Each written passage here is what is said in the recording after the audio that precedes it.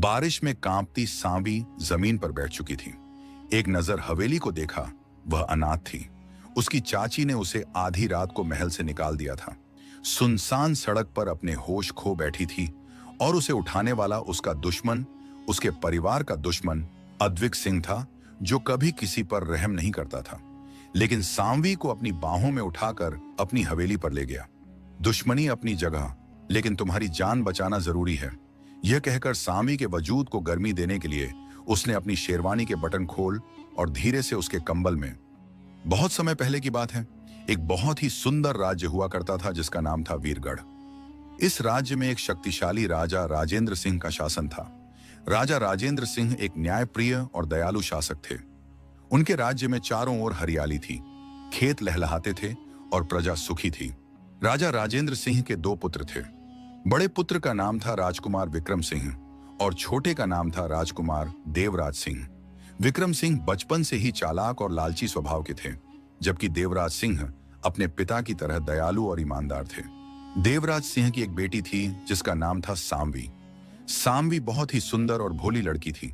उसके काले घने बाल, बड़ी बड़ी आंखें और मासूम चेहरा देखकर कोई भी मोहित हो जाता था। जब सांवी छोटी थी तभी उसकी माता का देहांत हो गया था। उसके बाद से उसके पिता देवराज सिंह ने उसे बहुत प्यार से पाला। वे अपनी बेटी को अपनी आंखों का तारा मानते थे। सांवी भी अपने पिता से बहुत एक प्यार करती थी, लेकिन नियति को कुछ और ही मंजूर था। एक दिन अचानक देवराज सिंह बीमार पड़ गए। उस समय ना तो कोई अस्पताल होते थे और ना ही आज की तरह दवाइयां। केवल वैद्य और हकीम होते थे जो जड़ी बूटियों से इलाज करते थे। बहुत इलाज करवाया गया, लेकिन देवराज सिंह को बचाया नहीं जा सका। उनकी मृत्यु हो गई। पिता की मृत्यु के बाद सांवी एकदम अकेली हो गई। उसके चाचा विक्रम सिंह और चाची रानी रत्ना का रवैया उसके प्रति बदलने लगा। पहले तो वे सांवी को ताने देते, डांटते, लेकिन जब तक उसके पिता जीवित थे उन्होंने कभी हाथ उठाने की हिम्मत नहीं की। लेकिन अब स्थिति बदल चुकी थी। विक्रम सिंह को पता था कि देवराज सिंह की सारी संपत्ति और जमीनें सांवी के नाम हैं। वे उस संपत्ति पर कब्जा करना चाहते थे। सांवी अब अपनी ही हवेली में एक नौकरानी की तरह रहने लगी। उसे घर के सारे काम करवाए जाते। वह सुबह से शाम तक काम में लगी रहती। उसे खाने को भी ठीक से नहीं मिलता था। रानी रत्ना उस पर हमेशा नजर रखती और जरा सी गलती पर उसे बुरी तरह डांटती। सांवी चुपचाप सब सहन कर लेती, क्योंकि उसके पास और कोई चारा नहीं था। उसके पिता के बाद उसका कोई नहीं रह गया था। उस समय हवेलियों में रात के समय दिए और मशालें जलाई जाती थी। ना तो बिजली होती थी और ना ही कोई बल्ब। खाना बनाने के लिए चूल्हे पर लकड़ियां जलाई जाती थी। ना तो कोई गैस का चूल्हा होता था और ना ही चिमनी। सब कुछ बहुत साधारण और पुराने तरीके से होता था। एक रात की बात है। रात के करीब 11 बजे थे। सांवी को बहुत भूख लगी थी। दिन भर उसने कुछ भी ठीक से नहीं खाया था। वह चुपके से रसोई में गई और वहां रखे सूखे मेवे और नमकीन में से कुछ खाने लगी। लेकिन दुर्भाग्य से रानी रत्ना ने उसे देख लिया। रानी रत्ना आग बबूला हो गई। तू रोज छिपकर यहां पर खाने आती है, तभी मैं कहूं रसोई में रखे सूखे मेवे और नमकीन इतनी जल्दी कैसे खत्म हो जाते हैं। यह कहकर रानी रत्ना ने सांवी के गालों पर जोर से थप्पड़ मारा। सांवी रोने लगी और विनती करने लगी, लेकिन रानी रत्ना ने एक ना सुनी। उसने सांवी के बाल पकड़कर उसे हवेली से बाहर धकेल दिया और दरवाजा बंद कर दिया। बाहर तेज बारिश हो रही थी। आकाश में बिजली कड़क रही थी और तेज हवाएं चल रही थीं। सांवी भीगती हुई हवेली के दरवाजे पर खड़ी रोती रही। उसने बहुत विनती की, दरवाजा खटखटाया, लेकिन किसी ने दरवाजा नहीं खोला। आधी रात का समय था और चारों ओर सन्नाटा था। सांवी बहुत डर गई थी। वह कभी भी अकेले हवेली से बाहर नहीं निकली थी। सांवी धीरे धीरे सड़क पर चलने लगी। उसे नहीं पता था कि वह कहां जा रही है। बस वह चुपचाप आगे बढ़ती जा रही थी। बारिश की बूंदें उसके शरीर को भिगो रही थीं और ठंड की वजह से उसका पूरा शरीर कांप रहा था। उसके होंठ नीले पड़ गए थे। आंखों से लगातार आंसू बह रहे थे। वह चीख चीख कर रो रही थी, जैसे अपने अंदर का सारा दर्द बाहर निकालना चाहती हो। सांवी को ध्यान ही नहीं रहा कि वह सड़क जंगल की ओर जा रही थी, एक सुनसान इलाके की ओर। जब वह चलते चलते थक गई तो एक जगह पर बैठ गई। बारिश की गिरती बूंदें न सिर्फ उसके शरीर को भिगो रही थीं, बल्कि उसके दिल को भी दर्द दे रही थीं। सड़क किनारे बैठकर वह रोते रोते अब अपने होश खो चुकी थी। उसे खुद को भी खबर नहीं रही। उधर पास के ही एक शक्तिशाली राज्य रणथंभौर के युवराज अद्विक सिंह अपने घोड़े पर सवार होकर अपनी हवेली की ओर जा रहे थे। अद्विक सिंह एक बहादुर और रोबदार युवराज थे। उनकी खूबसूरत दमकती रंगत वाला शांत चेहरा था, लेकिन काली गहरी आंखों में एक अलग ही गहराई थी। बात करने का तरीका इतना सलीके वाला था कि हर कोई उनकी इज्जत करने लगता। जो भी उनके पास आता खुद ब खुद उनकी बातों का कायल हो जाता। उनकी आवाज भारी और साफ थी, जो सीधा दिल तक पहुंचती थी। अद्विक सिंह को सिर में तेज दर्द हो रहा था। उन्होंने एक हाथ से अपने सिर की कनपटी दबाई और दूसरे हाथ से घोड़े की लगाम संभाली। मौसम बहुत खराब हो रहा था। बारिश बहुत तेजी से हो रही थी। सड़कों पर पानी भरने लगा था। अद्विक सिंह बहुत सावधानी से आगे बढ़ रहे थे। उन्हें जल्द से जल्द इस खतरनाक मौसम से बचकर अपनी हवेली पहुंचना था। तभी मशाल की रोशनी में उन्हें सड़क पर एक शरीर पड़ा दिखाई दिया। अद्विक सिंह एकदम चौंक गए। मौसम इतना खराब था और ऐसे में किसी का इस तरह सड़क पर पड़ा होना बहुत हैरानी की बात थी। एक पल के लिए वे घबराए, क्योंकि उन दिनों ऐसे मामले बहुत देखने को मिलते थे। लोग एक दूसरे की जान लेने पर उतर आते और फिर उन्हें वीरान जगह पर छोड़कर चले जाते। अद्विक सिंह के मन में यह विचार आया कि हो सकता है वह अभी जीवित हो और मैं उसकी मदद कर दूं तो वह बच जाए। यह सोचकर उन्होंने घोड़े से उतरने का फैसला किया, लेकिन अगले ही पल वे फिर से रुक गए। यह किसी चोर या डाकू की साजिश भी हो सकती है, मगर अद्विक सिंह किसी से डरने वालों में से नहीं थे। उन्होंने अपनी तलवार कमर में रखी और घोड़े से उतर गए। अद्विक सिंह की शक्तिशाली और आकर्षक काया थी। जो भी उन्हें देखता बस देखता रह जाता। वे तेजी से सांबी की ओर बढ़े। जब करीब पहुंचे तो एक पल के लिए ठिठक कर रुक गए। दूरी और अंधेरे के कारण उन्हें साफ समझ नहीं आया था कि सामने कोई लड़का है या लड़की। लेकिन अब जब मशाल की रोशनी उसके चेहरे पर पड़ी तो उनकी आंखें एक पल के लिए ठहर गईं। सामने एक कोमल सी लड़की पड़ी थी। उम्र कोई 19 या 20 साल, और उसके चेहरे पर डर, लाचारी और दर्द का अजीब सा मिला जुला भाव था। उसका पूरा शरीर कांप रहा था, जैसे किसी ने अभी अभी उसे झकझोरा हो। वह हल्की हल्की सिसकियों के साथ खुद को समेटे पड़ी हुई थी। अद्विक सिंह का दिल जैसे किसी ने मुट्ठी में मरोड़ दिया हो। उनकी सांसें रुक गईं। एक पल को वे बस देखते रहे और फिर झट से आगे बढ़े। तुम ठीक हो? तुम्हें क्या हुआ है? किसने किया यह सब? उनकी आवाज में घबराहट थी, मगर वे समझ चुके थे कि यह कोई सामान्य हालात नहीं थे। यह लड़की किसी भयानक मुसीबत में थी। देखो, घबराओ मत, मैं हूं यहां, तुम्हें कुछ नहीं होने दूंगा। उन्होंने झुककर उसके कांपते कंधों को थाम लिया। जैसे ही अद्विक सिंह ने उसका हाथ अपने हाथों में लिया तो वे बुरी तरह चौंक उठे। उसका हाथ बर्फ की तरह ठंडा हो रहा था और वह बेहोश पड़ी हुई थी। उन्होंने इधर उधर नजर दौड़ाई, लेकिन आसपास उन्हें कोई भी दिखाई नहीं दे रहा था। उन्हें हैरानी हो रही थी कि एक जवान खूबसूरत लड़की इस तरह सुनसान सड़क पर अकेली क्या कर रही थी। लेकिन फिलहाल यह सब बातें सोचने का समय नहीं था। उस लड़की की जान बचाना बहुत जरूरी था। अद्विक सिंह ने फौरन सांबी को अपनी बाहों में उठाया। वे बहुत मजबूत और ताकतवर थे, इसलिए उनके लिए सांबी को उठाना कोई मुश्किल काम नहीं था। उन्होंने सांबी को अपने घोड़े पर बिठाया और खुद भी घोड़े पर बैठ गए। फिर तेजी से अपनी हवेली की ओर चल पड़े। बारिश ने अद्विक सिंह को भी बुरी तरह भिगो दिया था। अगर जरा सी भी देर हो जाती तो उनकी गोद में बैठी उस अनजान लड़की की हालत बेहद खतरनाक हो सकती थी। ना जाने यह लड़की किस मुसीबत में घिरी हुई थी और यह इस हाल तक कैसे पहुंच गई थी। वे अद्विक सिंह, जो किसी पर दया नहीं दिखाते थे, जिनके सीने में दिल नहीं बल्कि पत्थर था।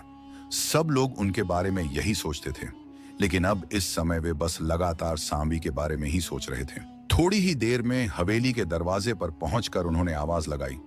पहरेदार भागता हुआ आया और दरवाजा खोल दिया। अद्विक सिंह ने घोड़े से उतरकर फिर से सांबी को अपनी बाहों में उठा लिया। वे जब भी अपनी हवेली आते थे तो सेवकों की परेशानी बढ़ जाती थी, इसीलिए सभी डरे सहमे से एक पंक्ति में खड़े हुए थे। मगर इस समय अद्विक सिंह की बाहों में एक लड़की का शरीर देखकर वे सभी लोग हैरान रह गए थे। अद्विक सिंह ने आज तक किसी स्त्री को इस तरह छुआ तक नहीं था। इस बात के गवाह वे सारे सेवक थे और आज वे एक लड़की को बाहों में उठाकर अंदर ला रहे थे। ये सबके लिए वाकई हैरानी की बात थी, मगर वे नहीं जानते थे कि उनका स्वामी उन्हें अभी और भी बड़े बड़े हैरान करने वाला है। वैद्य जी को बुलाओ। सेवकों को इस तरह हक्का बक्का खड़ा देखकर अद्विक सिंह ने सख्त स्वर में अपने परिवार के वैद्य और एक दाई को बुलाने का आदेश दिया। फिर एक नजर सांवी के भीगे हुए शरीर पर डाली। सांवी बेहोशी की हालत में बस हल्की हल्की सिसकियां भर रही थीं। पहले जो सांवी का शरीर बर्फ की तरह ठंडा हो रहा था, लेकिन अब कुछ ही देर में उसका शरीर बुखार से तप रहा था। शायद उसे ठंड लग रही थी, क्योंकि कांपते शरीर के साथ वह अद्विक सिंह के सीने में सिमटती जा रही थी, जैसे खुद को गर्माहट देने की कोशिश कर रही हो। सामी की यह हरकत देखकर सेवकों के होंठों पर दबी दबी हल्की सी मुस्कान आई थी। तुरंत ही उन्होंने अपनी हंसी दबाई और फौरन वहां से चले गए। अगर अद्विक सिंह उन्हें इस तरह मुस्कुराते हुए देख लेते तो यकीनन उन लोगों की खैर नहीं थी। सांवी को अपनी बाहों में उठाए अद्विक सिंह कमरे की ओर बढ़े।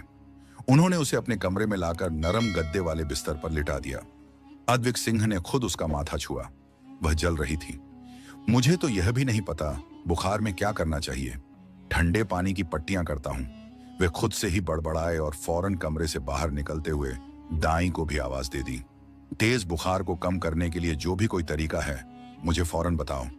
उनके सवाल पर दाई घबरा गई, मगर ठंडे पानी की पट्टियां करने के लिए कह दिया। लेकिन ठंडी पट्टियां रखते ही सांवी को और भी ज्यादा ठंड लगने लगी, क्योंकि यह सर्दी का बुखार था। ठंडे पानी की पट्टियां करने से उसकी हालत और भी बिगड़ गई और तभी अद्विक सिंह की नजर उसके भीगे कपड़ों पर पड़ी। उन्होंने अपने माथे को मसला। जब तक इस लड़की के शरीर पर गीले कपड़े रहेंगे, इसकी ठंड कैसे जाएगी? उन्होंने दोबारा अपनी दाई को आवाज लगाई। दाई डरती कांपती अंदर आई। तुरंत इस लड़की के कपड़े बदलो। जी स्वामी, लेकिन कपड़े तो नहीं हैं। कोई बात नहीं, मेरी अलमारी से कोई भी मेरे कपड़े निकालकर इसे पहना दो। यह कहकर वे कमरे से बाहर चले गए। वैद्य जी को आने में काफी समय लग चुका था। बेवजह मौसम की खराबी थी, मगर जैसे ही वैद्य जी आए, अद्विक सिंह उन पर भड़क गए। इतनी देर लगा दी आने में। रोगी चाहे मर जाए, मगर आप लोगों को परवाह नहीं होती। वैद्य जी ने देर से आने के लिए माफी मांगी और फौरन सांवी की जांच करने लगे। सांवी की हालत बेहद गंभीर थी। वैद्य जी ने उसे जड़ी बूटियों से बनी दवाइयां दी और फिर बुखार के उतरने का इंतजार करने लगे। करीब 2 घंटे बाद सांवी का बुखार उतरा और उसने कांपती आवाज में पानी मांगा। अद्विक सिंह फौरन उठे और खुद ही रसोई से पानी भरकर लाए और सांवी के होंठों से लोटा लगा दिया। सांवी अब तक कांप रही थी। उसे आसपास का कुछ भी होश नहीं था। अगर होश होता तो यकीनन अद्विक सिंह से उसका परिचय जरूर पूछती, जो ऐसे अधिकार से उसे पानी पिला रहे थे जैसे सदियों की पहचान हो। वैद्य जी सांवी को जड़ी बूटी का लेप लगाने के बाद चले गए और सुबह 5 बजे के करीब जाकर सांवी का बुखार पूरी तरह उतरा। वह पलंग पर बैठी इधर उधर नजरें दौड़ाने लगी। वह ना जाने कहां थी। नीले और सफेद रंग की सजावट के साथ कमरा बेहद शानदार था। कमरे में दियों की हल्की रोशनी बिखरी हुई थी। अचानक सांवी की नजर कमरे की कुर्सी पर सोए हुए अद्विक सिंह पर पड़ी तो दिल जोर से धड़क गया। ना जाने वे कौन थे और यहां तक वह कैसे पहुंची थी। कहीं वह गलत हाथों में तो नहीं चली गई। एक के बाद एक विचार सांवी के कमजोर दिमाग को घेरने लगे। अद्विक सिंह ने सांवी को जागते देखा तो उठकर दियों की रोशनी बढ़ा दी। तेज रोशनी पूरे कमरे में फैल गई। सांवी ने फौरन अपनी आंखों पर हाथ रख लिया। कुछ देर बाद जब आंखें रोशनी को सहन करने लायक हुईं, तो उसने अपनी आंखों से हाथ हटाया। सामने खड़े अद्विक सिंह को देखकर उसका दिल कह रहा था कि वह वाकई गलत हाथों में आ चुकी है। अब उसके साथ ना जाने क्या होने वाला था। किसी की दुश्मनी की सजा आज उसे भुगतनी पड़ेगी। आप मुझे यहां क्यों लाए हैं? लड़खड़ाते स्वर में सांवी ने अद्विक सिंह से सवाल किया, जो सांवी की तरफ देखकर बेरहमी से मुस्कुरा दिया। यह सवाल तो मुझे आपसे करना चाहिए। आप मेरे रास्ते में बेहोश क्यों पड़ी हुई थीं? इतनी रात को घर से बाहर क्या करने आई थीं? किसी के साथ भाग रही थीं या फिर किसी ने घर से निकाल दिया था? सांवी की आंखों में देखते हुए अद्विक सिंह ने ठंडे स्वर में पूछा। रात को ही उन्होंने सांवी के बारे में सारी जानकारी निकलवा ली थी। सांवी उनके बरसों पुराने दुश्मन विक्रम सिंह की भतीजी थी। अद्विक सिंह और विक्रम सिंह की पारिवारिक दुश्मनी बहुत पुरानी थी। यह दुश्मनी ना जाने कब से चली आ रही थी और एक दिन खत्म भी हो जाती अगर विक्रम सिंह ने पीठ पीछे वार करते हुए अद्विक सिंह की फसलों को आग न लगवाई होती और उनके पशुओं को उसी के बाड़े में मौत के मुंह में ना धकेला होता।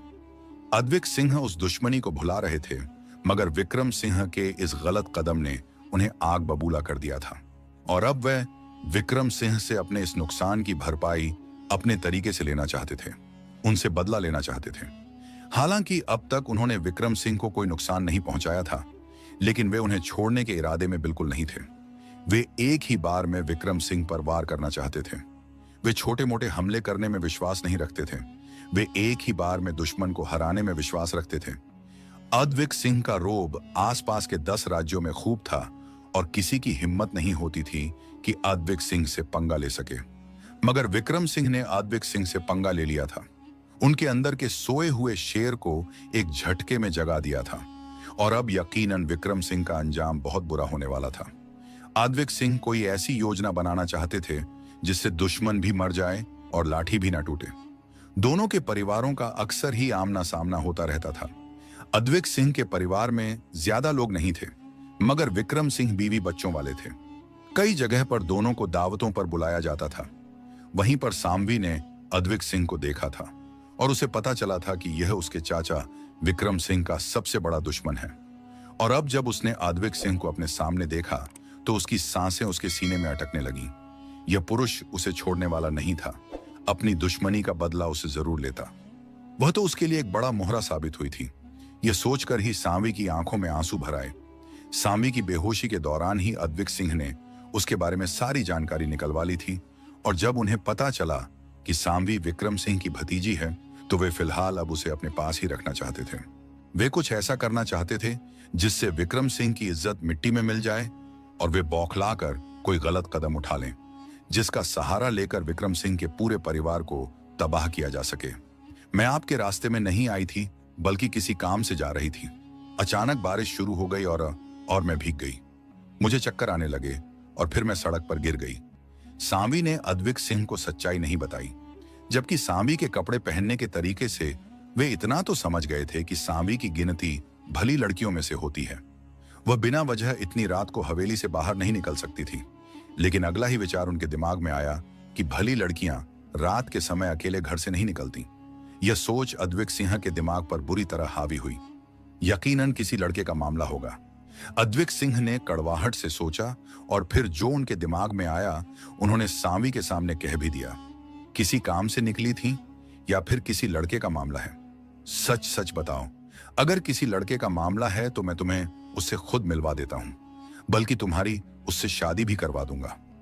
इस बार अद्विक सिंह ने मजाक लेते हुए कहा, जबकि उनकी बात पर गुस्से से सांवी का चेहरा लाल पड़ गया। वे उसे बुरी समझ रहे थे। आपकी हिम्मत कैसे हुई मुझसे इतनी गलत बात करने की? मैंने कहा ना, मैं किसी लड़के के पीछे नहीं निकली थी और ना ही किसी गलत इरादे से निकली थी। वह सांवी जिसकी बोली कभी किसी के आगे नहीं खुलती थी, इस समय अद्विक सिंह के सामने बोल रही थी, अपने गुस्से का प्रदर्शन कर रही थी और सांवी का यह साहसी तरीका अद्विक सिंह के अंदर गुस्से की एक लहर भर चुका था और बिना कोई चेतावनी दिए सांवी के सामने आकर खड़े हुए। उनकी आंखों में उबलता हुआ गुस्सा साफ झलक रहा था। वे झुके और सांवी का चेहरा अपनी उंगलियों की कठोर पकड़ में ले लिया। उनकी पकड़ में कोई नरमी का नामो निशान भी नहीं था, जैसे वे उसकी गलती का एहसास केवल अपनी पकड़ में ही करवा देना चाहते हों। उनकी आंखें सांवी की आंखों में गड़ी हुई थीं, गहरी, डरावनी और सख्त बर्फ जैसी ठंडी मगर तीखी आवाज में उन्होंने कहा, तुमने मुझसे इस तरह ऊंची आवाज में बोलने की हिम्मत कैसे की? शायद तुम भूल रही हो कि मैं कौन हूं। एक बार और अगर ऐसी बोली चलाई तो इसका अंजाम क्या होगा तुम सोच भी नहीं सकती। मेरी आज्ञा के बिना इस हवेली से बाहर एक कदम भी मत निकालना, वरना तुम क्या हो इसका एहसास मैं अपने तरीके से तुम्हें दिलवा दूंगा। वे रुके। उनका चेहरा कुछ और करीब लाकर धीरे धीरे मगर फुसफुसाने वाले तरीके में बोले, जानती हो ना, मैं जो कहता हूं वह करता भी हूं। और अगर अब भी यकीन नहीं तो अपने चाचा विक्रम सिंह से पूछ लेना। वे अब भी शायद उस दिन को भूले नहीं होंगे। वे सांवी के चेहरे के करीब अपना चेहरा करते हुए सख्त चेतावनी वाले तरीके में बोल रहे थे। उनकी गर्म सांसें सांवी को अपने शरीर पर सुलगते अंगारों की तरह लग रही थीं। उसने कसकर अपनी दोनों आंखें बंद कर लीं और खुद के बचाव के लिए मन ही मन भगवान से प्रार्थना करने लगी।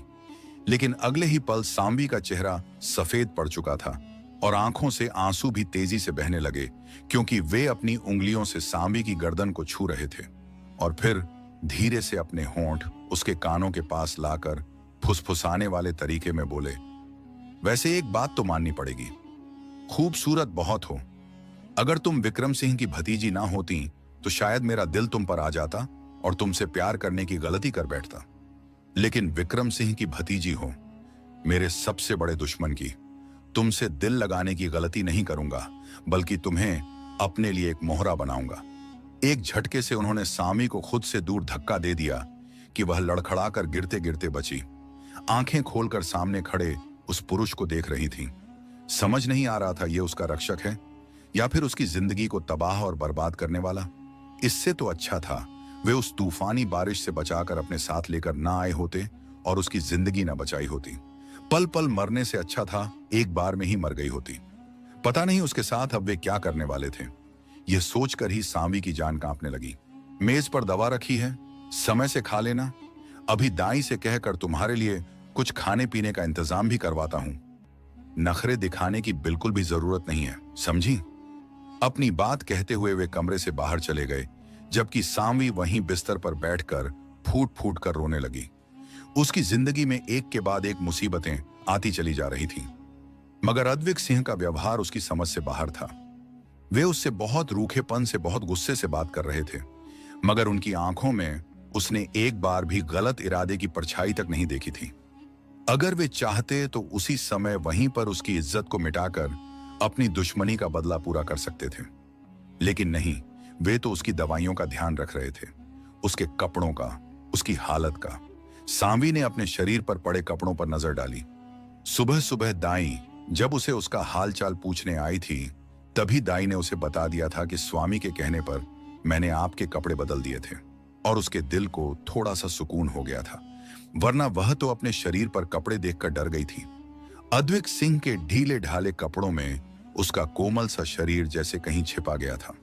मगर अजीब बात यह थी कि उन कपड़ों में उसे एक अजीब सी पनाह मिल रही थी, एक ऐसा एहसास जैसे कोई उसे बिखरने से बचा रहा हो। उसने धीरे से अपनी आंखें बंद कर लीं और उन कपड़ों की खुशबू अपने अंदर तक उतारने लगी। उसने गहरी सांस ली और मन ही मन बुदबुदाई, अद्विक सिंह, अगर तुम मेरे चाचा विक्रम सिंह के दुश्मन ना होते तो शायद मैं भी प्यार करने की गलती कर बैठती, और वह भी तुमसे पहले। तुम्हारी रोबदार काया, तुम्हारी जादू भरी यह काली गहरी आंखें, इन आंखों में कुछ तो ऐसा है जो इस दिल को बेवजह अपनी ओर खींचता है। उसने यह बात मान ली थी बिना किसी बहाने के कि अद्विक सिंह एक बेहद सुंदर और रोबदार पुरुष थे। वे पुरुष जो हर लड़की का सपना हो सकते थे, लेकिन सामी का नहीं। यह बात वह अच्छी तरह जानती थी, समझती थी। लेकिन दिल पर किसी का जोर कब चलता है, जो दिल अब भी उनके कपड़ों की खुशबू को महसूस करते हुए बेसब्री से धड़क रहा था। उसके होंठों पर एक हल्की सी मुस्कान तैर गई। भीगी आंखों को पोंछते हुए उसने खुद को संभाला और धीरे से बुदबुदाई, दिल, तुझे खुद को काबू में करना होगा, वरना यह प्यार तेरे दुश्मन के सामने तुझे कमजोर बना देगा। बाहर आकर अद्विक सिंह ने सब सेवकों को चेतावनी दे दी थी कि यह लड़की हवेली से बाहर नहीं जानी चाहिए। इसका पूरा पूरा ध्यान रखा जाए, उसके खाने पीने का, उसकी दवाइयों का। उसे यहां किसी भी तरह की कोई तकलीफ नहीं होनी चाहिए। फिर उन्होंने अपनी थैली से कुछ सिक्के निकालकर दाई की ओर बढ़ाए। तुम कल इस लड़की के लिए बाजार से जरूरी सामान ले आना। दाई ने सिक्के हाथ में लेकर सिर हिला दिया, मगर हवेली के सेवक इस पूरे दृश्य को देखकर हैरान थे। वे अद्विक सिंह, जो किसी स्त्री से बात करना भी अपनी तौहीन समझते थे, जिन्होंने आज तक किसी भी स्त्री से सीधे बात नहीं की थी, आज वे एक लड़की की इतनी परवाह कर रहे थे। आखिर क्यों? रात भर उसकी देखभाल करना, उसका ध्यान रखना, उसे अपनी बाहों में उठाना, यह सब किसी चमत्कार से कम नहीं था। आखिर कौन थी यह लड़की? आई कहां से थी? और अद्विक सिंह से इसका क्या रिश्ता था? हजार सवाल उनके दिमाग में घूम रहे थे, मगर किसी की हिम्मत नहीं थी कि अद्विक सिंह से कुछ पूछ सकें। सावी धीरे धीरे बिस्तर से उठी और स्नानागार में चली गई। बहुत देर तक वह अपने चेहरे पर पानी के छींटे मारती रही ताकि जलती हुई आंखों को थोड़ा सा सुकून मिल सके। फिर थकी हारी वापस बिस्तर पर लेट गई। तबीयत अभी तक पूरी तरह ठीक नहीं हुई थी। हल्की ठंड का एहसास उसे अब भी हो रहा था। शायद उसके शरीर में ठंड समा चुकी थी। वह जल्दी से ही कंबल में घुस गई। उसे नहीं पता आगे क्या होगा, मगर फिलहाल उसे एहसास था कि वह सुरक्षित थी। अजीब बात थी कि अद्विक सिंह जैसे खतरनाक पुरुष के साथ एक ही कमरे में होने के बावजूद उसे जरा भी डर नहीं लग रहा था। कितना अजीब है। सामी ने उलझे हुए दिमाग से सोचा। एक पल के लिए भी उसे यह महसूस नहीं हुआ था कि अद्विक सिंह उसे कोई नुकसान पहुंचा सकते हैं, क्योंकि जब इंसान का चरित्र साफ होता है तो उसका असर उसके चेहरे पर चमक बनकर झलकता है। और सामवी को अद्विक सिंह के चेहरे पर वही तेज रोशनी दिखाई दे रही थी। वे गलत हो ही नहीं सकते थे और ना ही उसके साथ कुछ गलत कर सकते थे। लेकिन सामवी नहीं जानती थी कि यह सिर्फ उसकी मासूम सी सोच थी। वे अद्विक सिंह ही थे जो आगे चलकर उसे ऐसे दिन दिखाने वाले थे कि वह खुद अपने कान पकड़ लेगी। सुबह हुई और फिर शाम भी ढल गई। दिन भर की खामोशी के साथ दाई 3 बार सामवी के कमरे में खाना और दवाइयां देकर जा चुकी थी। अब उसकी तबीयत भी काफी ज्यादा सुधर चुकी थी। तेज बुखार का असर भी बहुत ज्यादा कम हो गया था, लेकिन बारिश में भीगने और लंबे बुखार रहने की वजह से शरीर में गहरी कमजोरी समा चुकी थी। वह जैसे ही उठने की कोशिश करती, उसे चक्कर आने लगते। उसकी हालत फिलहाल अभी तो ठीक थी, मगर दिल में जो तूफान था वह अभी भी शांत नहीं हुआ था। पूरा दिन अद्विक सिंह हवेली में नहीं आए थे। रात के समय जब वे हवेली आए तो उन्होंने दाई से सावी के बारे में पूछा। उस लड़की ने यहां से जाने की कोई बात तो नहीं की? दाई ने जब सारी बात बताकर चुप्पी साधी तो उन्होंने हैरानी से दोबारा पूछा। नहीं स्वामी, यहां से जाने की तो उसने कोई भी बात नहीं की। अच्छा ठीक है, तुम जाओ और मेरे लिए दूध गर्म कर दो। अद्विक सिंह के लिए यह बात हैरान करने वाली थी कि उन्होंने अभी तक सावी के मुंह से एक बार भी वापस जाने की बात नहीं सुनी थी। कैसी लड़की थी यह, जिसने एक पल के लिए भी घर लौटने की जिद नहीं की थी। लड़कियां तो एक रात घर से बाहर बिताएं तो मरने की कगार पर पहुंच जाती हैं। उनके घर वाले तो उन्हें मारने तक पर उतर आते हैं, मगर सावी को जैसे किसी चीज का डर ही नहीं था।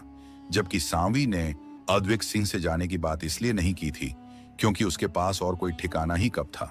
अगर यहां से चली जाती तो फिर कहां जाती? भूख, लाचारी और बेइज्जती का खतरा उसके सामने था। कौन जाने बाहर उसका क्या हाल होता? क्या उसकी इज्जत सुरक्षित रहती? इसलिए उसने सोच लिया था, अगर अद्विक सिंह कभी उसे जाने को भी कहेंगे तो वह उनके हाथ जोड़कर कहेगी, मुझे यहां किसी कोने में एक दासी की तरह रख लें, मगर वापस मत भेजिए। वहां मेरे लिए कुछ भी नहीं बचा। धीरे धीरे दिन बीतते चले जा रहे थे। सावी अद्विक सिंह की हवेली में सुरक्षित तो थी, मगर उसके दिल में तूफान थे।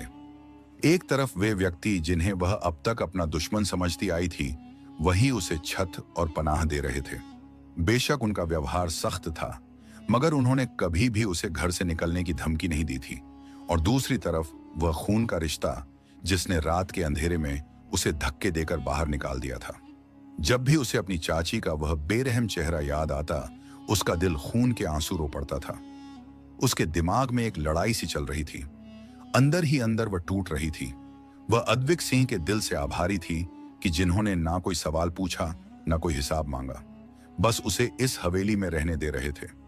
उधर अद्विक सिंह को अब भी विक्रम सिंह की तरफ से किसी हरकत का इंतजार था, मगर ना तो उन्होंने अपनी भतीजी की गायब होने की शिकायत की थी और ना ही उसे ढूंढने की कोई कोशिश की थी। उनकी हवेली में जैसे कुछ हुआ ही ना हो। क्या वाकई खून के रिश्ते सिर्फ नाम के होते हैं? सावी का दिल भी चीख चीख कर पूछता था और जवाब में सिर्फ सन्नाटा था। अद्विक सिंह सावी को मोहरा बनाकर उसके चाचा विक्रम सिंह से बदला लेना चाहते थे, लेकिन पता नहीं क्यों उनका दिल मंजूर नहीं कर रहा था कि वे एक कमजोर बेबस लड़की के सहारे अपने दुश्मनों से बदला लें। इसलिए वे अब तक खामोश थे।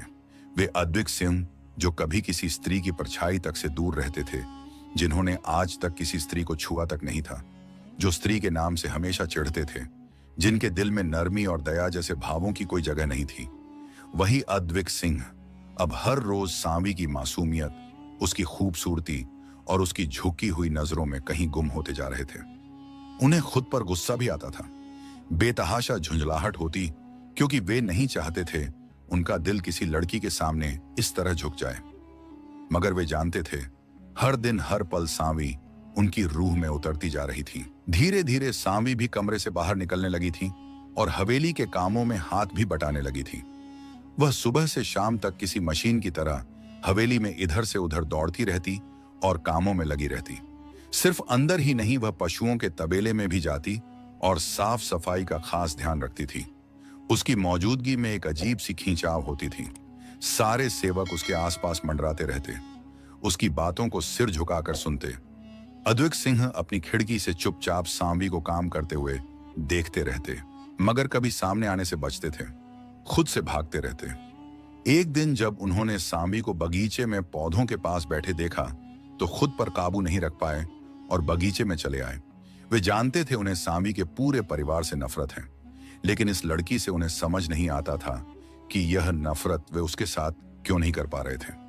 सांवी पौधों के पास जमीन पर ही बैठी हुई थी कि तभी वे उसके पास घुटनों के बल बैठ गए। क्या कर रही हो? उनकी भारी गूंजती आवाज जब सांवी के कानों में पड़ी तो वह घबराकर झट से खड़ी हो गई। वह इतनी तल्लीन थी पौधों को देखते हुए कि अद्विक सिंह के आने का एहसास तक नहीं हुआ। उसकी घबराहट देखकर ना जाने क्यों अद्विक सिंह के होंठों पर एक हल्की सी मुस्कुराहट आ गई। वे मुंह फेर कर मुस्कुरा दिए। वहीं पास खड़ा माली यह दृश्य देखकर हैरान था। वह तो जैसे अपनी आंखों पर विश्वास नहीं कर पा रहा था। अद्विक स्वामी और मुस्कुरा रहे हैं, ये तो जरूर कोई सपना है। उसने अपनी आंखें मसल कर देखा। जी आपको कुछ काम था? सांवी ने डरते हुए धीरे से सवाल किया। मैंने पूछा, यहां क्या कर रही हो? क्या तुम्हें पौधे पसंद हैं? उनका सवाल बेमतलब सा था, लेकिन आवाज में कुछ और ही था। माली तो अब भी परेशान था। जी बहुत पसंद है, क्योंकि मेरी मां को भी बहुत पसंद थे। वे कहती थीं, जिस घर में पौधे ना हों वह घर वीरान लगता है, बिल्कुल किसी सूखी जमीन की तरह। उसकी आंखों में मां की याद उतर आई थी।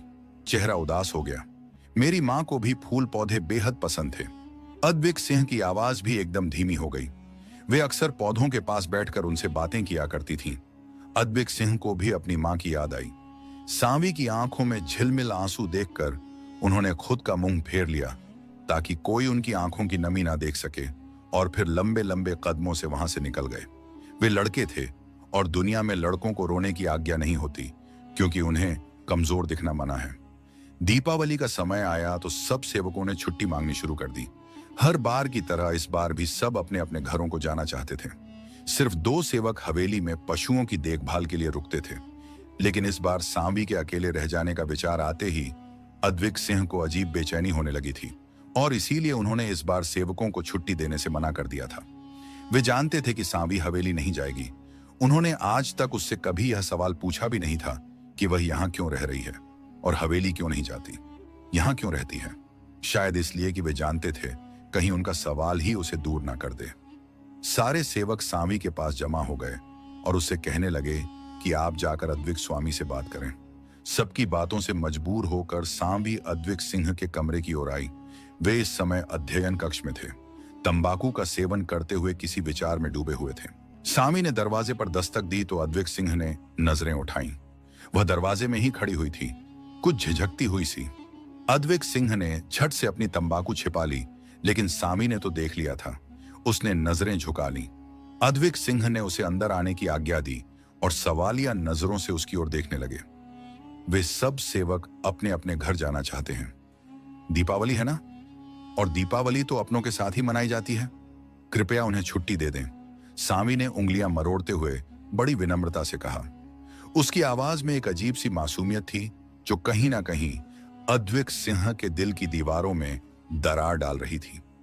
दूसरों के लिए छुट्टी मांगने आई हो तुम? क्या तुम्हें यह त्योहार अपनों के साथ नहीं मनाना? क्या तुम वापस जाना नहीं चाहती? आखिरकार अद्विक सिंह ने वह सवाल पूछ ही लिया जिसका डर सांवी को यहां आने के पहले दिन से ही था। नहीं, मैं जाना नहीं चाहती, और ना ही मुझे कोई छुट्टी चाहिए, क्योंकि मेरा कोई भी इंतजार नहीं कर रहा। सांवी ने रुंधे हुए गले से जवाब दिया और वहां से जाने लगी।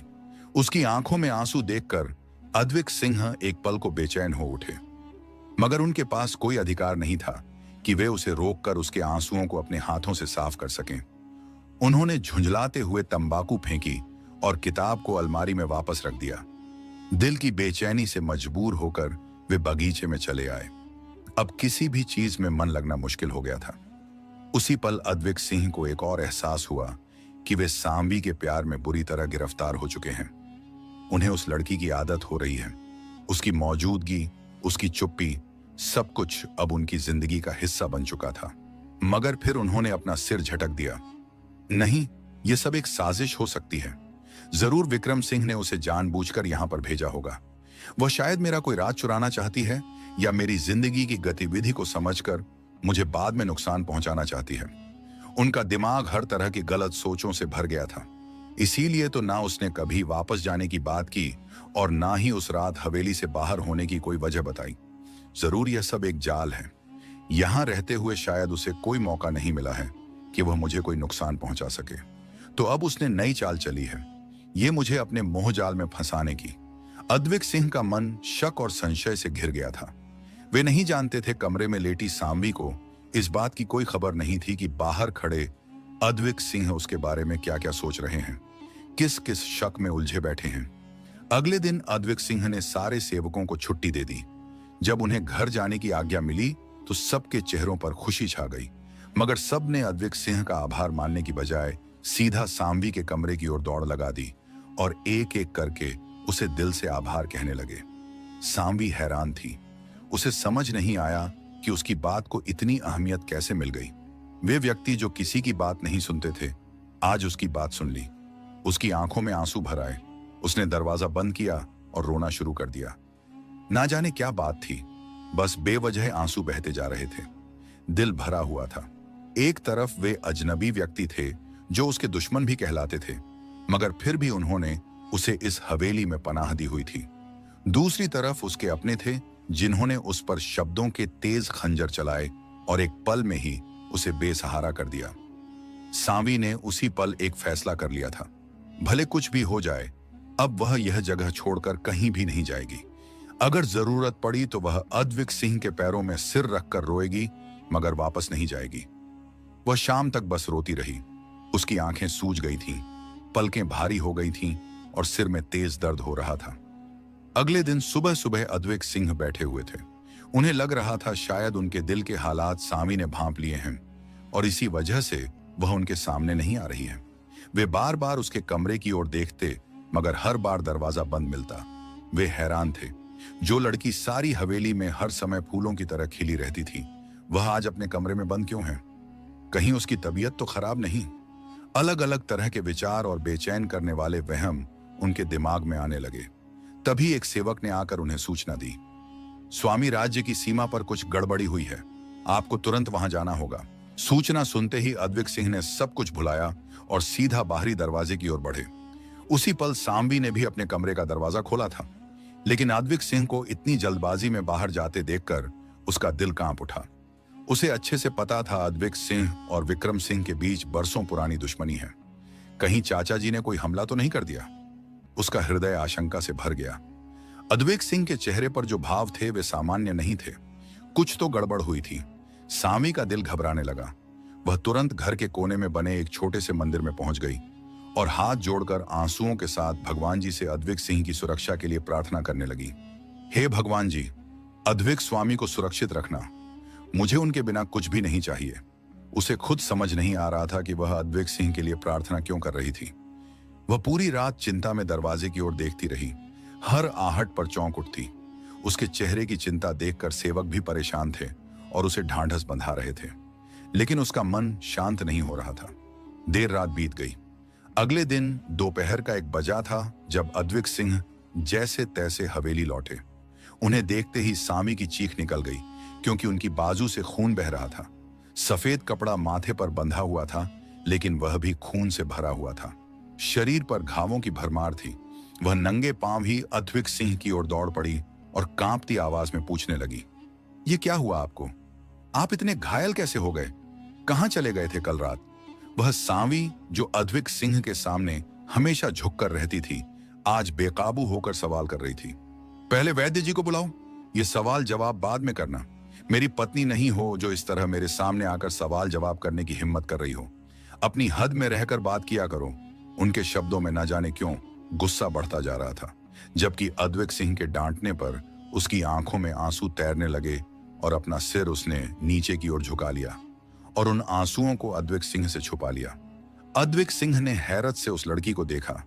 आखिर वह उनके लिए इतनी बेचैन क्यों हो रही थी?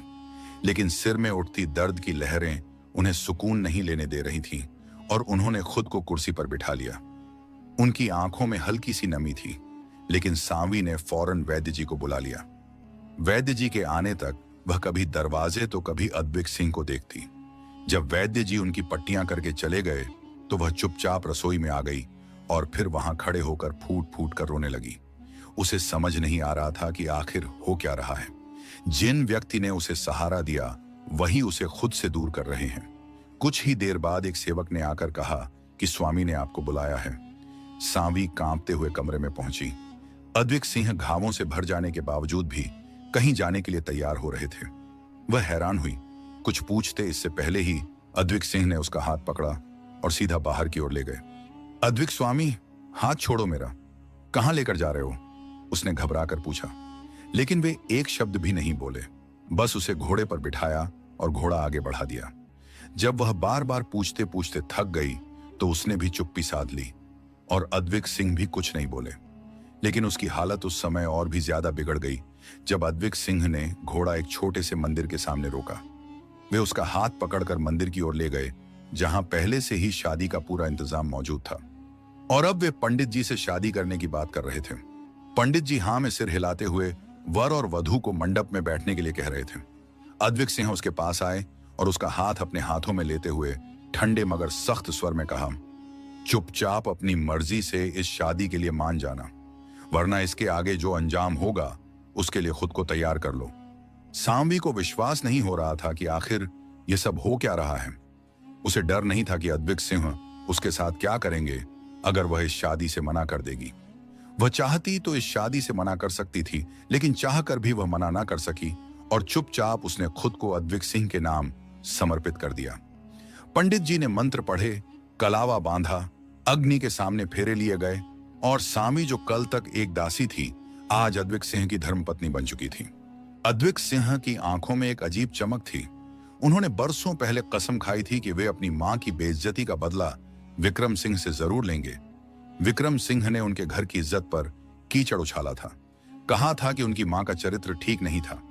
इस अफवाह को हवा देकर उन्होंने पूरे राज्य में अद्विक सिंह की मां को बदनाम कर दिया था।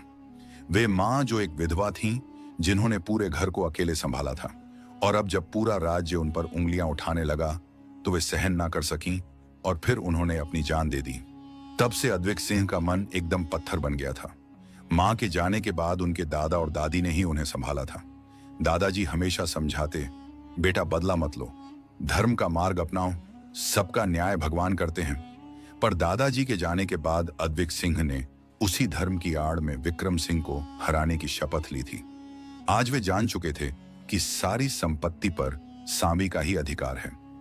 सांवी के जरिए अब वे पूरे परिवार को मिट्टी में मिला सकते थे।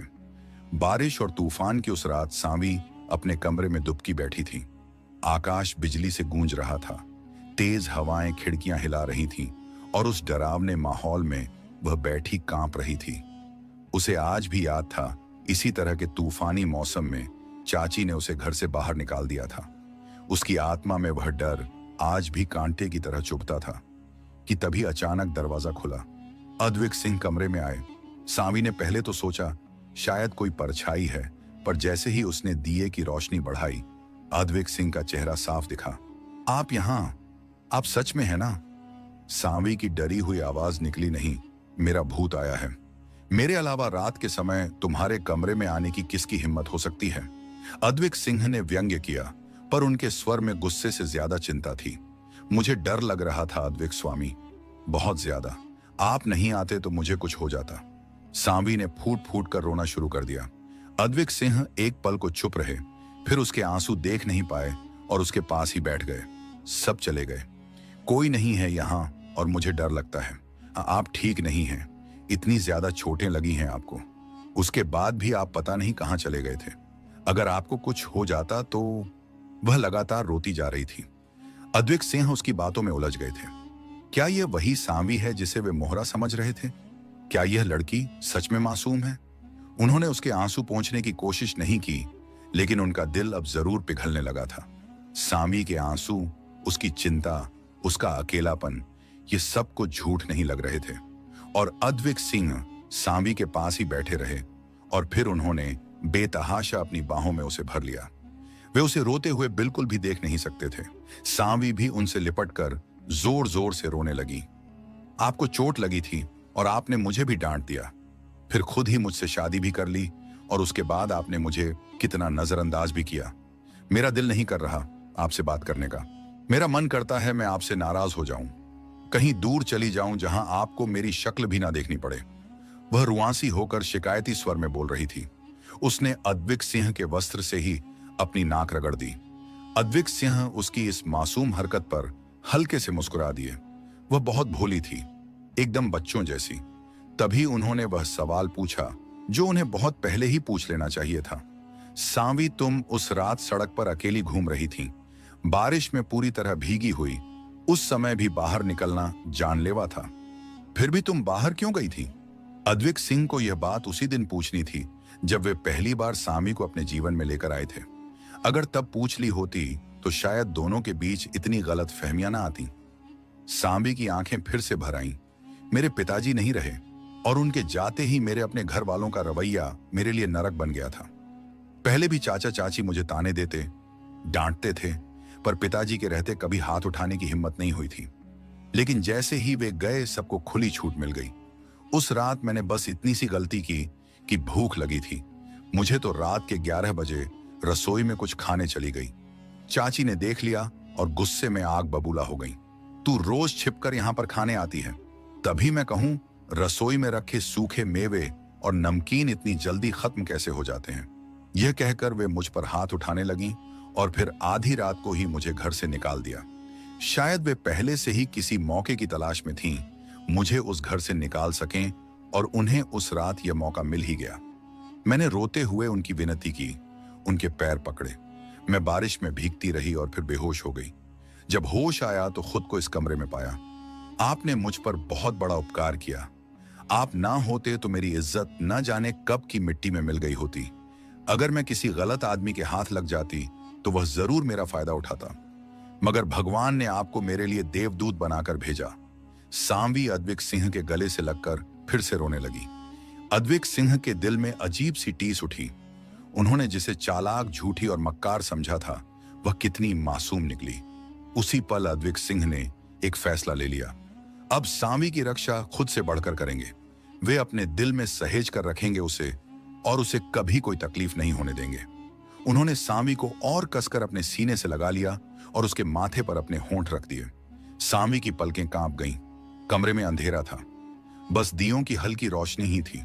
हल्की रोशनी उसके चेहरे पर पड़ रही थी और वह अपनी मासूमियत के साथ अद्विक सिंह के दिल में और भी उतरती जा रही थी। अद्विक सिंह ने उसके गाल पर अपने बेचैन मचलते होंठों को रख दिया और उसके होंठों पर झुकते हुए उसकी सांसों को अपने अंदर तक उतारने लगे। जितना वे उसके करीब जा रहे थे, उतना ही सांवी की नजदीकियों की उन्हें चाह बढ़ती जा रही थी। अद्विक सिंह ने उसके बाल पीछे करते हुए उसकी गर्दन पर अपने होंठ रखे और गर्दन से होते हुए उसके वस्त्र के कंधे खोलने शुरू कर दिए और फिर उसकी नरम धड़कनों पर झुक गए। उनकी इस हरकत पर तो सांवी एकदम सिमट गई। अद्विक स्वामी, आप ये क्या कर रहे हैं? उसकी कांपती हुई सी आवाज निकली। अद्विक सिंह ने उसकी आंखों में देखते हुए कहा, प्यार करता हूं तुमसे, और जैसे ही इस बात का एहसास हुआ तुमसे शादी भी कर ली, और अब तुम मेरी पत्नी हो, और आज हमारी शादी की पहली रात है। शादी की पहली रात क्या होती है, क्या तुम्हें यह भी नहीं मालूम भोली लड़की? वे उसके वस्त्र को पूरा का पूरा हटा चुके थे और उसे बिस्तर पर लिटाते हुए उसके कोमल शरीर पर अपने प्यार की मोहर लगाने लगे। जबकि सांवी अचानक इस स्थिति के लिए तैयार नहीं थी। उसका दिल जोरों से धड़कने लगा। शर्म के मारे उसका चेहरा लाल हो गया था। वह थोड़ा सा कसमसाई, लेकिन अद्विक सिंह ने तुरंत पूछा, कोई आपत्ति है? उन्होंने उसका चेहरा ऊपर उठाकर उसकी आंखों में देखा। सांवी ने फौरन नजरें झुका ली और सिर न में हिला दिया। उसकी इस मासूम सी अदा पर अद्विक सिंह के होंठों पर एक शरारत भरी मुस्कान बिखर गई। मतलब तुम भी चाहती हो कि मैं यह सब कुछ करूं तुम्हारे साथ? वे उसकी मुलायम धड़कन को एक हाथ से सहलाते हुए बोले और सांवी के होंठों से एक सिसकारी निकली और उस सिसकारी को अद्विक सिंह ने अपने होंठों में लेकर वहीं की वहीं रोक दिया। वह अद्विक सिंह की नजदीकियों से घबरा रही थी, लेकिन वह अच्छी तरह जानती थी कि वे उसके पति हैं और उसे एक अच्छी पत्नी की तरह उन्हें उनका अधिकार देना चाहिए। अद्विक सिंह किसी काली घटा की तरह उसके शरीर पर छा गए। उन्होंने सांवी के हर एहसास को अपनी मोहब्बत से भिगो दिया। एक छोटा सा सच जो अद्विक सिंह के सामने आया, उसने सांवी की जिंदगी ही बदल दी थी। दोनों एक दूसरे की बाहों में दुनिया से बेखबर हो चुके थे। सांवी ने भी सच्ची पत्नी की तरह खुद को अद्विक सिंह के हवाले कर दिया था। अद्विक सिंह उसकी रूह की गहराइयों तक उतर गए थे और हर एहसास अब पीछे छूट चुका था। अगली सुबह सांवी अद्विक सिंह की बाहों में सुकून से सो रही थी, जैसे उसे पूरा संसार मिल गया हो। वह छत जिसने उसकी इज्जत को सुरक्षित रखा, उसकी जान बचाई, अब हमेशा के लिए उसकी हो गई थी। अद्विक सिंह ने उसके शरीर को अपनी पनाह में ले लिया था। अब कोई उसे नुकसान नहीं पहुंचा सकता था। वह बार बार अद्विक सिंह को प्यार भरी नजरों से देखती। कौन होता है जो किसी अनजान लड़की को अपने घर लाकर उसे पनाह दे, महीनों अपने घर में रखे और फिर उसे अपनी पत्नी बना दे? ये सब तो बस कहानियों में होता है। हकीकत की दुनिया में तो चारों ओर भेड़िए घूमते हैं जो बस किसी मजबूर लड़की की तलाश में होते हैं। सांवी को भले खुद से ऐसा कुछ नहीं सहना पड़ा था, पर वह इस समाज की हकीकत को समझती थी। उसने अद्विक सिंह के सीने पर अपने होंठ रखे और नम आंखों से उनका आभार माना, जिस पर अद्विक सिंह ने उसे फिर से अपनी बाहों में भर लिया और कहा, अब कभी भी आभार मत मानना। पता ही नहीं चला कब तुमसे मोहब्बत हो गई, और जो कुछ मैं तुम्हारे लिए कर रहा हूं वह सिर्फ और सिर्फ अपने सुकून की खातिर कर रहा हूं, क्योंकि जब तुम खुश होती हो तो मेरे दिल को सुकून मिलता है। कहते कहते उन्होंने सांवी के माथे पर अपने होंठ रखे और सांवी ने भी सुकून से अपनी आंखें बंद कर लीं। अब अद्विक सिंह उसे और भी मजबूत बनाना चाहते थे, उसे उसका अधिकार दिलवाना चाहते थे, और उसके लिए उन्होंने पूरी योजना बना ली थी। पहले उन्हें लगता था सांवी इस घर में जासूस बनकर आई है, विक्रम सिंह ने उसे भेजा है। मगर जब उन्हें सांवी की सच्चाई का पता चला तो उसके हर शब्द पर विश्वास हो गया। अब वे ना केवल सांवी को न्याय दिलाना चाहते थे, बल्कि अपनी मां का बदला भी लेना चाहते थे और सांवी के साथ हुई हर ज्यादती का हिसाब करना चाहते थे। घर के सेवकों को उनके विवाह की खबर लग चुकी थी, और जब उन दोनों को एक साथ एक ही कमरे में देखा तो वे लोग खुशी से खिल उठे। अद्विक सिंह दिन भर घर से गायब रहते थे, जिस पर सांवी उनसे नाराज हो जाती, लेकिन अद्विक सिंह ने कभी नहीं बताया कि वे किन कामों में व्यस्त थे। जो चोट उन्हें लगी थी वह विक्रम सिंह द्वारा करवाए गए एक हमले का नतीजा थी। जमीनों पर पानी का कोई मामला हुआ था। मजदूरों ने उन्हें सूचना दी और जब वे वहां पहुंचे तो विक्रम सिंह ने उन पर सीधे तीरों से हमला करवा दिया। अब विक्रम सिंह कई मामलों में फंसने वाले थे। उन्होंने धोखाधड़ी की, जमीनें हड़पी और अद्विक सिंह पर हमला भी करवाया। वह भी जानलेवा। अब उन्हें घेरने का सही समय आ चुका था। इसी में अद्विक सिंह पूरी तरह व्यस्त थे और उधर सांवी सोच रही थी कि वे उसे नजरअंदाज कर रहे हैं। वह हर रोज नाराज होकर सो जाती। अद्विक सिंह जब आते तो बिना उसे जगाए सो जाते और सुबह उठकर फिर झूठे सच्चे बहाने बनाकर निकल जाते। सांवी को अब सचमुच अद्विक सिंह पर गुस्सा आने लगा था, लेकिन वह मजबूर थी। आज अद्विक सिंह रोज से जल्दी घर आ गए थे और सांवी बहुत ज्यादा खुश हुई। उसने अपने हाथों से अद्विक सिंह के लिए खाना बनाया था और बड़े ही प्यार से उन्हें खिलाया भी। अद्विक सिंह भी आज बहुत खुश थे। कल सुबह तैयार रहना, एक बहुत खास जगह जाना है। नहीं अद्विक स्वामी, मुझे कहीं भी नहीं जाना, सांवी ने झट से मना कर दिया। मुझे बाहर जाने में डर लगता है। अद्विक सिंह की आंखों में नाराजगी देखकर उसने तुरंत सफाई दी। अरे नहीं अद्विक स्वामी, वह तो पहले की बात थी। अब आपके साथ जाऊंगी तो डर कैसा? जब आप साथ हैं तो कोई घबराहट नहीं। अद्विक सिंह ने उसे अपनी बाहों में लेकर लिटा लिया। थोड़ा मेरे और करीब आओ, बहुत थक गया हूं और सारी थकान मिटाना चाहता हूं।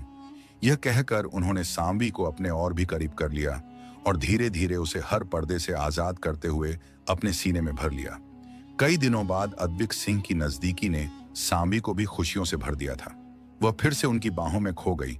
अगली सुबह सांवी तैयार होकर अद्विक सिंह के साथ निकल पड़ी, लेकिन अद्विक सिंह उसे सीधे राज्य की न्याय सभा में लेकर गए, जहां सामने ही विक्रम सिंह खड़े थे। रास्ते में ही अद्विक सिंह ने सांवी को सब कुछ बता दिया था। उन पर हमला करने वाला और उसके पिता का हत्यारा कोई और नहीं, उसके चाचा विक्रम सिंह ही थे। अद्विक सिंह की बातों पर सांवी को विश्वास नहीं हुआ था। बाकी सब तो ठीक, पर उसके चाचा हत्यारे कैसे हो सकते थे? सांवी की बात सुनकर अद्विक सिंह भीतर तक हिल गए। वे तो उसे न्याय सभा में गवाही दिलवाने आए थे, मगर अब सांवी को ही विश्वास नहीं था तो वह गवाही कैसे देती? और जब उन्होंने सांवी को उसके पिता के हत्या के सारे सबूत दिखाए तो वह पूरी तरह टूट चुकी थी। सांवी के दिल में गुस्सा और दुख का तूफान आ गया। उसने न्याय सभा में विक्रम सिंह के खिलाफ गवाही दी और उनसे अपनी पुश्तैनी संपत्ति की वापसी की मांग भी की। कुछ ही समय में विक्रम सिंह का पूरा परिवार सड़क पर आ गया। सांवी को उसकी जायदाद वापस मिल चुकी थी और विक्रम सिंह को उम्र कैद की सजा सुनाई गई।